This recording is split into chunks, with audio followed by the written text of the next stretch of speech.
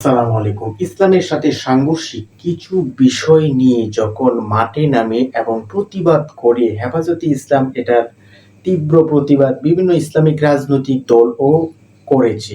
জামাতে ইসলামী, ইসলামী আন্দোলন বাংলাদেশ, খেলাফত মজলিস, আরো ইসলামী ঐক্য জোট, আরো সকল তরিকার মানুষই কিন্তু এটার প্রতিবাদ জানিয়েছে। বিশেষ করে হেফাজতে ইসলাম বাংলাদেশ এটার ব্যাপারে সবচেয়ে বেশি সক্রিয়।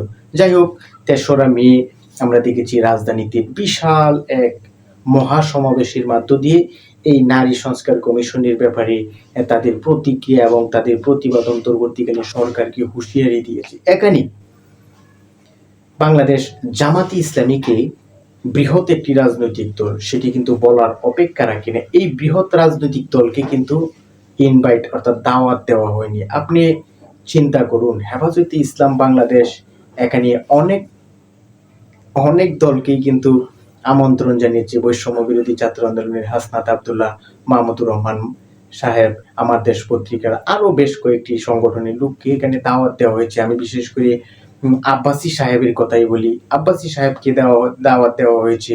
আরো মামুনুল হক, তারা তো হেফাজতের ভিতরেই আছে। যাই হোক, কিন্তু এখানে জামাতে ইসলামকে দাওয়াত দেওয়াটা উচিত ছিল না। কারণ কিন্তু জামাতে ইসলামী কিন্তু একটি ইসলামিক রাজনীতি, আকীদা ব্যাপারে কিছুটা ভিন্নতা থাকতেই পারে ইসলামের ব্যাপারে,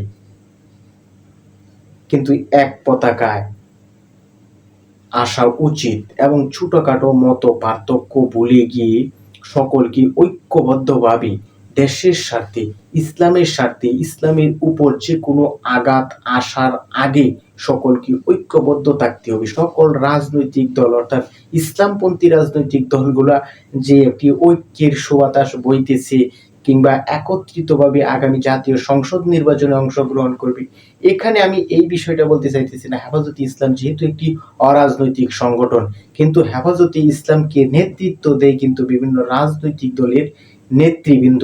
তাই আমি বলতে চাই, এ ধরনের ঘটনাগুলা মানুষের সামনে আসে, আলোচনা হয়। আমরা বিগত সময়ে আরো একটি উদাহরণ হিসেবে লং মার্চ, যে গাজা ঢাকায় যে একটি লং মার্চ করা হয়েছিল, সেখানে সকল দল মতের তরিকার মানুষদেরকে আমন্ত্রণ জানানো হলেও এখানে কিন্তু মাইজভান্ডার তরিকার যারা আছে বিভিন্ন মাজারপন্থী তাদেরকে কিন্তু ইনভাইট করা হয়নি। এটিও কিন্তু বিতর্ক সৃষ্টি করেছিল। বিভিন্ন আলোচনা এবং সমালোচনা হচ্ছিল এ নিয়ে।